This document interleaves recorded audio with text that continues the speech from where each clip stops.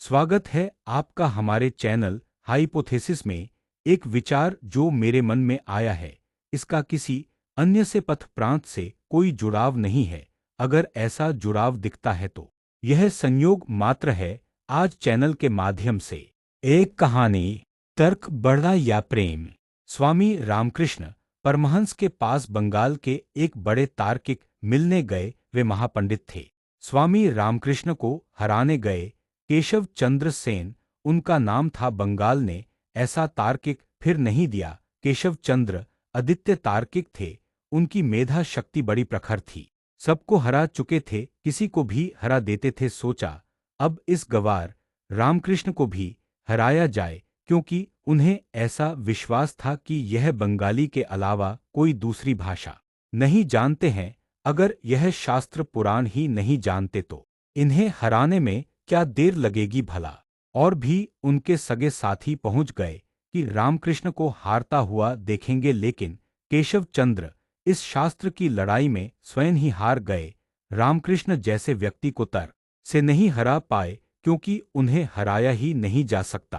तर्क पर आधार हो तो तर्क को खींच लो, और जब तर्क ही नहीं रहा तो गिरने के अलावा और क्या विचार है। तर्क पर जिसका आधार ही नहीं है, तुम उसे कैसे गिराओगे।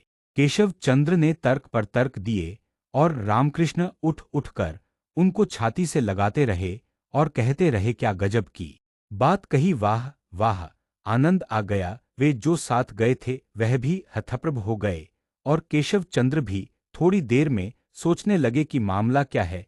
केशव चंद्र ने कहा, मैं जो बोल रहा हूं यह धर्म के विपरीत बोल रहा हूं, ईश्वर के विपरीत बोल रहा हूं, शास्त्र के विपरीत बोल रहा हूं। मैं आपको उकसा रहा हूं विवाद करने के लिए, और आप मुझे बार बार गले लगा रहे हैं, बार बार कह रहे हैं आनंद आ गया। रामकृष्ण ने कहा, आनंद आ रहा है, बड़ा आनंद आ रहा है। अगर संदेह में भी परमात्मा है तो वह भी तुमने मिटा दिया। केशव चंद्र ने कहा, वह कैसे। तो रामकृष्ण ने कहा, तुम्हें देखकर कोई संदेह है भी तो मिट गया। जहां ऐसी प्रतिभा मनुष्य में हो सकती है, जहां ऐसा अद्भुत चमकदार प्रतिभा हो सकती है, तो जरूर किसी महान स्रोत से आती होगी। इस जगत के स्रोत में महान प्रतिभा होनी ही चाहिए, नहीं तो तुम में प्रतिभा कहाँ से आती। जब फूल खिलते हैं तो उसका अर्थ है कि जमीन गंध से भरी होगी, सुगंध से भरी होगी, छिपी होगी। गंध तभी तो फूलों में प्रकट होती है। तुम्हारी गंध को देखकर मैं अनपढ़ आदमी भी देखता रह गया। मेरी तो क्या प्रतिभा है, कुछ प्रतिभा नहीं, लेकिन तुम्हें तो देखकर ही ईश्वर प्रमाणित होता है। केशव चंद्र का सिर झुक गया, चरण पर गिर पड़े और कहा, मुझे क्षमा कर दो, मैं तो सोचता था तर्क ही सब कुछ है, लेकिन आज मैंने प्रेम देखा, आज मैंने अनुभव देखा। आपने मुझे हराया ही नहीं और हरा भी दिया। यहाँ तो मुझे हारने का कोई कारण ही नहीं था। अगर आप तर्क करते तो, मगर आपने, अब मैं क्या करूं। मेरी जवान बंद कर दी। तर्क को कभी तर्क से नहीं जीता जा सकता।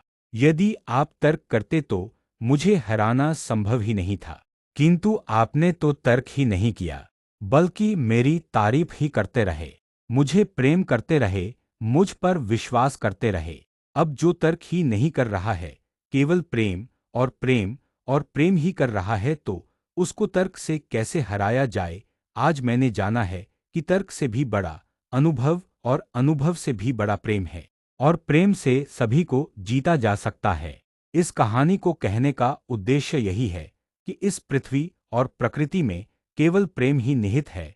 यह तो हम मनुष्य का जटिल मस्तिष्क है, जो नाना प्रकार के तर्क, कुतर्क, वितर्क और विज्ञान का नाम लेकर अनेकों प्रकार के प्रैक्टिकल प्रयोग करता रहता है।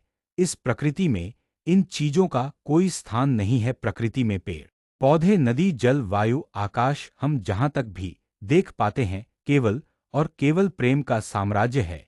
आप छोटे से छोटे जीव से लेकर बड़े जीव तक को प्रेम से अपना मित्र बना सकते हैं। इस प्रकृति में किसी भी दूसरे को हानि पहुंचाए बिना आनंद के साथ जीवित रह सकते हैं, किंतु मनुष्य की स्वार्थी प्रवृत्ति ने दिमाग और दिमागी उपज को ज्यादा महत्व दिया है, जिससे सर्वत्र विनाश ही विनाश नजर आता है। हमें कमेट में जरूर बताएं हमारा चैनल आपको कैसा लग रहा है, ताकि हम इसमें और सुधार कर पाए। हमारे चैनल को लाइक करें, शेयर करें और जरूर जरूर सब्सक्राइब करें। धन्यवाद।